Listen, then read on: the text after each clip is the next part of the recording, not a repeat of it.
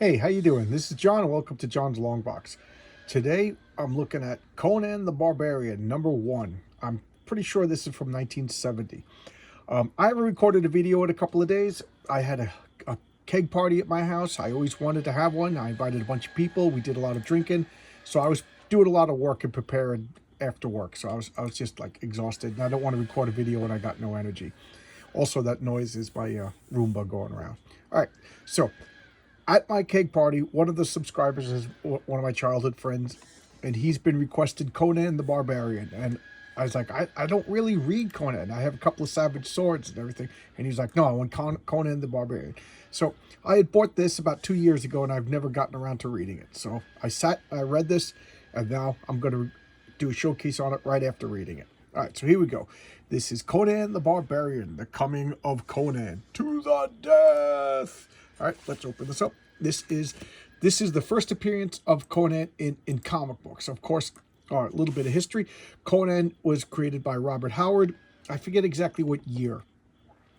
And Conan is set in the Sumerian age or the Hyperborean age. I forget what it's called. And it was 12,000 years ago.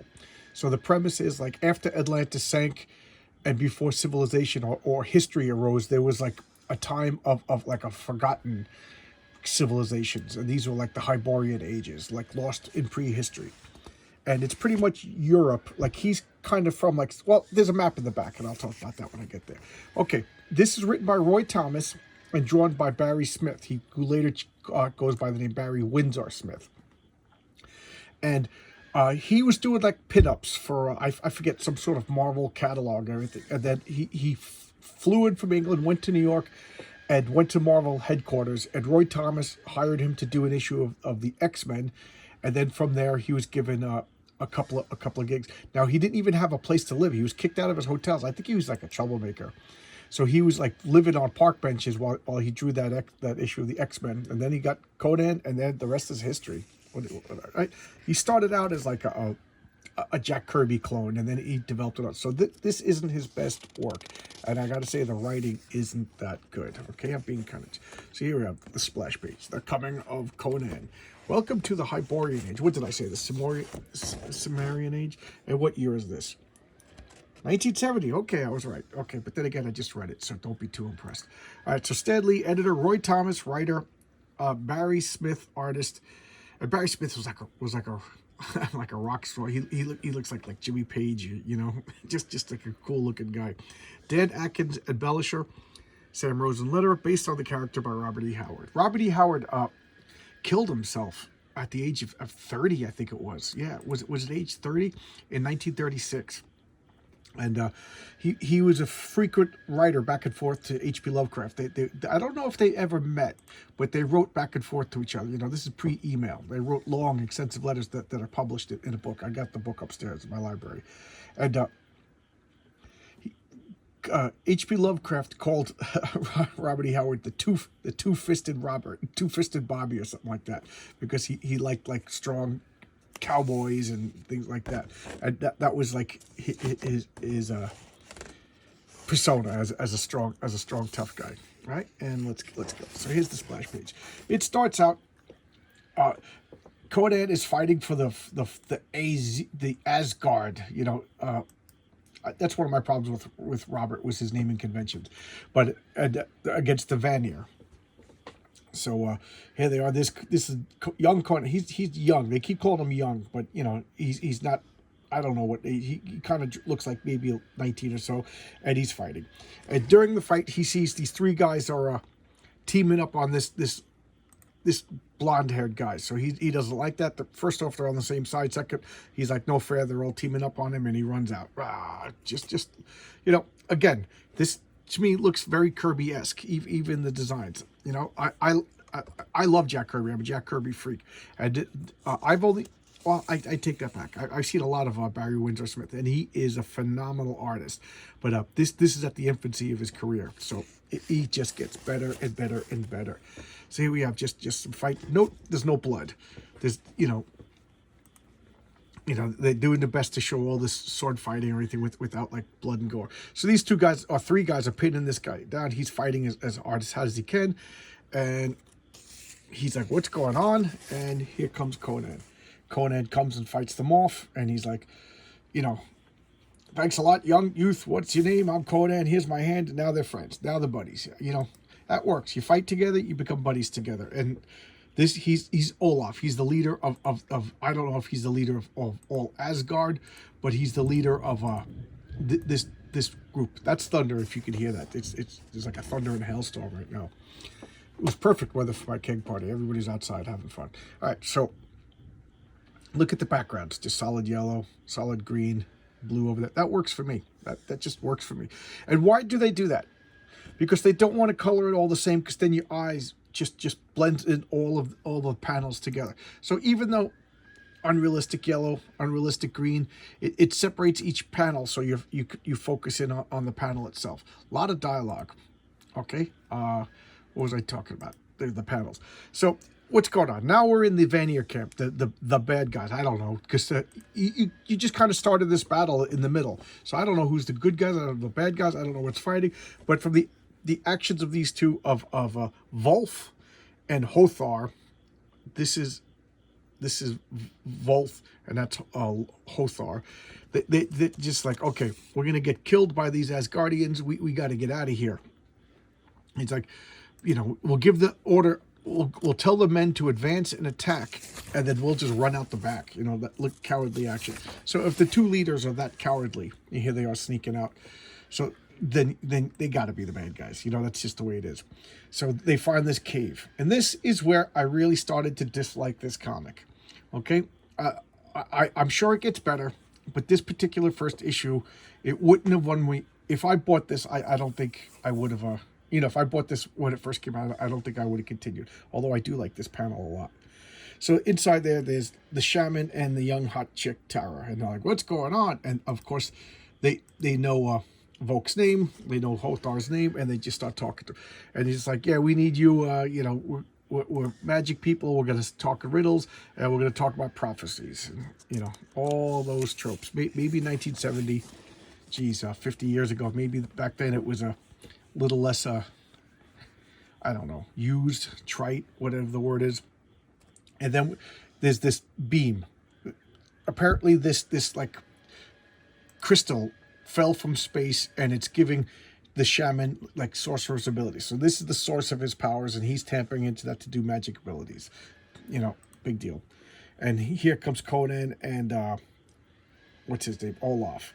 And they're being attacked by the tricked Vanir, and what's going on? We're being attacked. Of course, they don't have any leadership, so this fight's going to be over soon. But they get what they want. You know, it was just a diversion, so the two evil bad guys can leave. And now we got winged demons attacking, and Olaf's just punching the crap out of them. Don't use a sword, because the Comics Code Authority doesn't want violence and blood and stuff like that.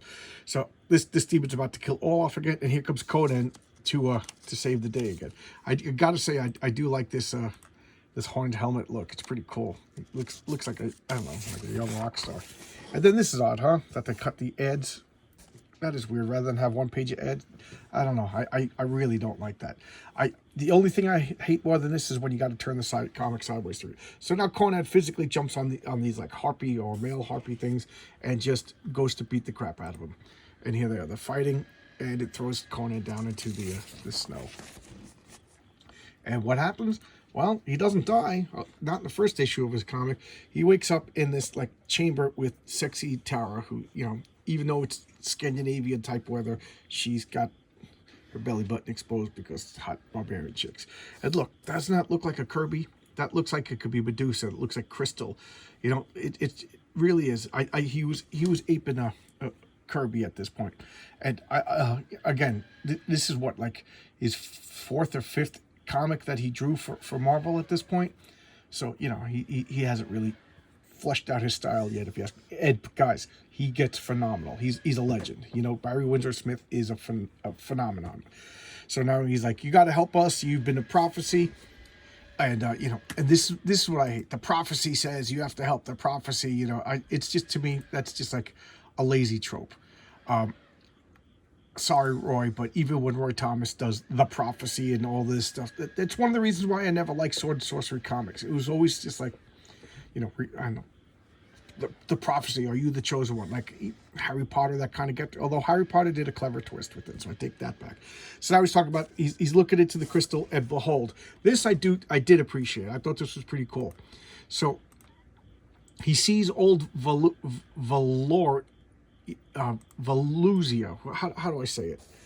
And Mighty's King Valusia. Yeah, it was a kingdom in the days before Atlantis sank, and that's King Kull. So who's King Kull? That's another one of Robert Howard's creations, and he is like more.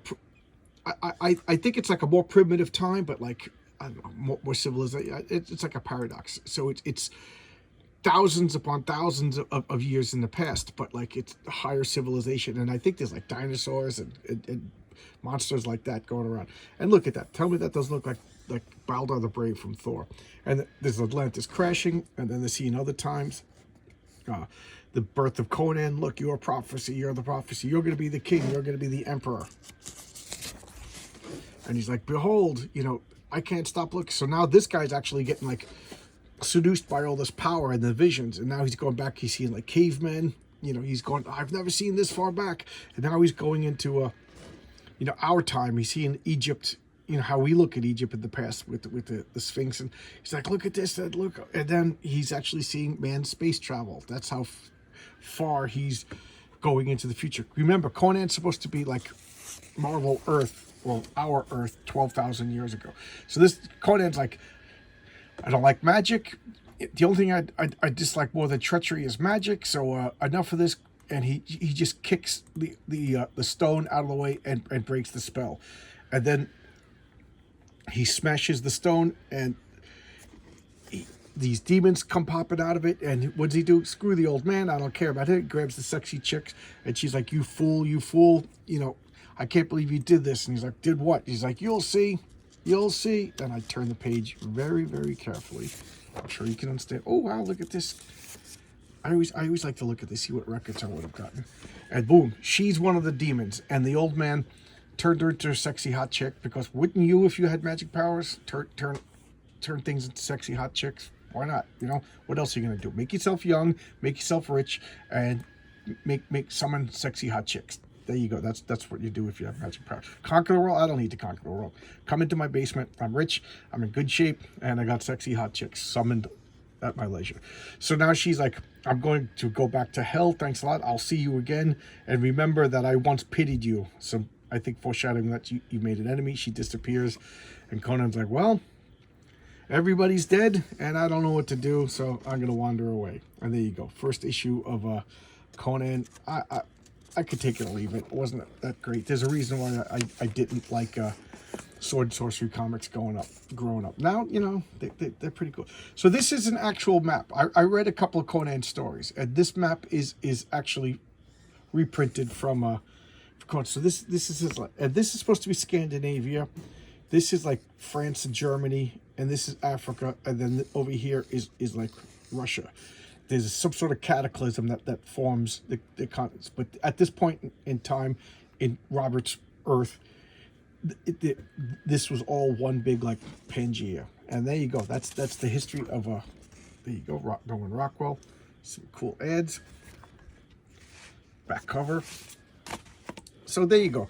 I read a couple of Conans. I got the complete Conan, and I didn't read it all. I'm not the biggest Conan fan.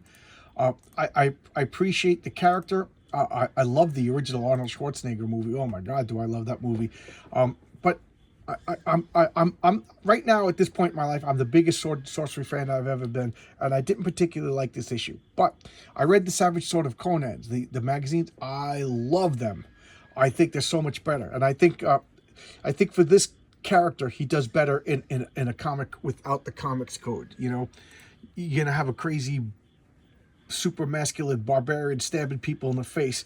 You know, at this point, it can't be hampered by the 1970s comics code authority. I think that's what holding it back, because a couple of years later, they do bring out the magazines, you know, and they are awesome. I think I showcased 1 or 2 issues of those. Okay, so there you go. There you go, Dan. This is for you. Conan the Barbarian, #1. And I'll see you tomorrow with another video. All right, bye-bye.